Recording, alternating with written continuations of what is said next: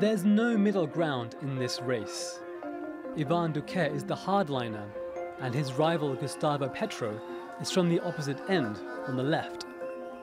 The divide between them reflects the feeling in Colombian society.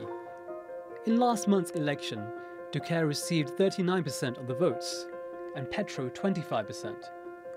Voters seem to be fed up with the moderates. But with neither candidate winning the required 50%, they'll face each other again in a runoff on Sunday. Petro's popularity is unprecedented.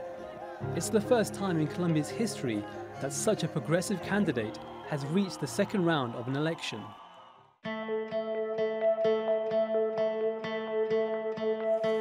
So what's at stake? The peace deal with the Revolutionary Armed Forces of Colombia is under threat.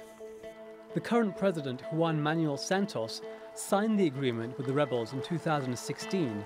Santos was awarded the Nobel Peace Prize for his efforts. The deal ended 50 years of war that left 220,000 people dead and forced 7 million from their homes. But it was criticized for being too soft on the rebels and for allowing them to form a political party.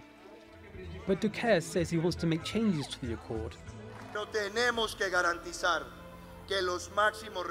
We need to guarantee that those responsible for crimes are really committed to the country, that they do not fall back to their ways, that they tell the truth and assume responsibility in carrying out their sentences.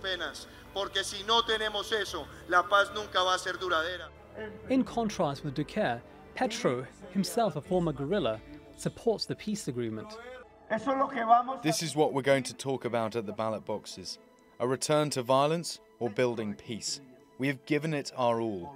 We're not playing with fire so as to have a Colombia that is not at peace. But since the conflict has ended, it seems voters now have other priorities, such as jobs and inequality. Duque is a traditional conservative and wants to cut taxes for the rich and boost mining. He's also supported by former President Álvaro Uribe, who remains popular among Colombia's conservatives.